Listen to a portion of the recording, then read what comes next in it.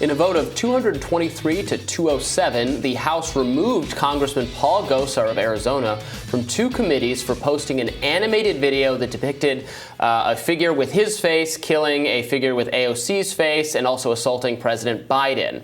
The vote marks the first time in more than a decade that the House has censored one of its members. Here's House Speaker Nancy Pelosi. By its adoption of House Resolution 789, the House has resolved that Representative Paul Gosar of Arizona be censured. That Representative Paul Gosar forthwith present himself in the well of the House for the pronouncement of censure. That Representative Paul Gosar be censured with the public reading of this resolution by the Speaker. And that Representative Paul Gosar be and is hereby removed from the Committee on Natural Resources and the Committee on Oversight and Reform. AOC spoke on the House floor about the video as well before the censure vote. Congressman Gosar was also given a chance to air his side of the story. Let's watch that. This vote is not as complex as perhaps the Republican leader would like to make folks believe. It's pretty cut and dry. Does anyone in this chamber find this behavior acceptable? Would you allow depictions of violence against women, against colleagues? Would you allow that in your home? Do you think this should happen on a school board? In a city council? In a church? And if it's not acceptable there, why should it be accepted here? The cartoon directly contributes to the understanding and the discussion of the real-life battle resulting from this administration's open border policies. This body is considering passage of Mr. Biden's reckless, socialist, Marxist $4.9 trillion spending bill that provides $100 billion for amnesty to tens of millions of illegal aliens already in this country. This is what the left doesn't want the American people to know.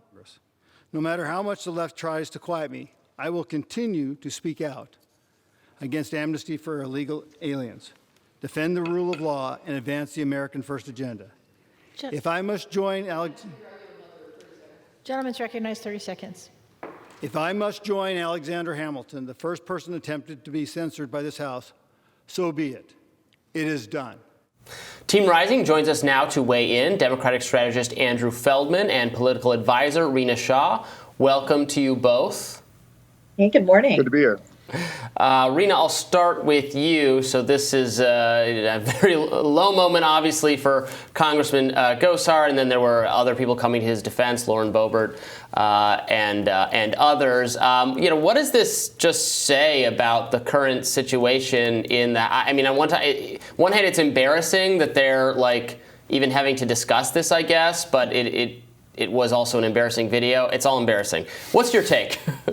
Well, you mentioned a low moment, and this is a low moment for Congress, I believe. I've actually had to write down some points because this has made my blood boil. I'm a former senior congressional staffer, and that was over a decade ago that I stepped foot on Capitol Hill and witnessed behaviors from both sides of the aisle that I thought were a bit beneath the office, but I could have never imagined we'd get to this point where literal reality is being denied.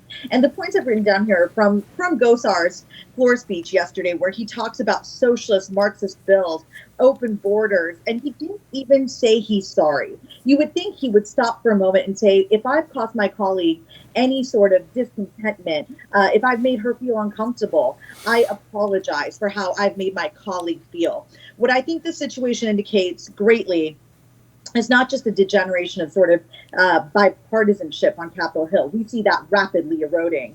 But the reality is that what is happening in the public sector does not at all mirror what would happen in the private sector.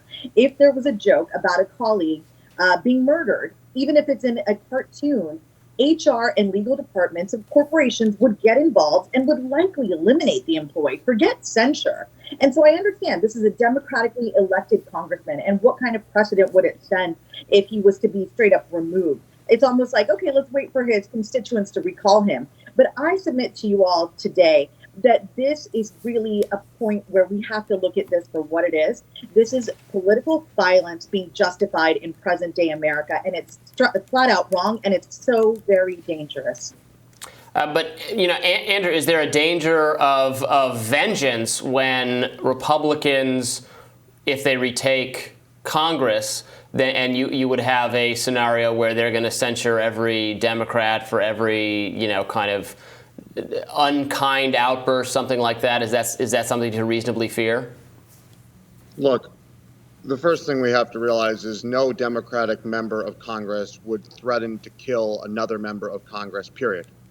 And that's what we have to think about here. And that's why I'm not worried about and not thinking about what happens when the Republicans control Congress again, because we have to live our values and we have to do what is right. And again, Rena really summed up, what this says about our, congressional body, but also, what it says about our state of our politics. And we had to do what was right yesterday. And, if the Republicans go play games with censors, fine. But we had to do what we had to do yesterday to live our values. And that was, take the step to censure Congressman Gosar, because that's how severe and dangerous what he did, putting it into the discourse of American society is.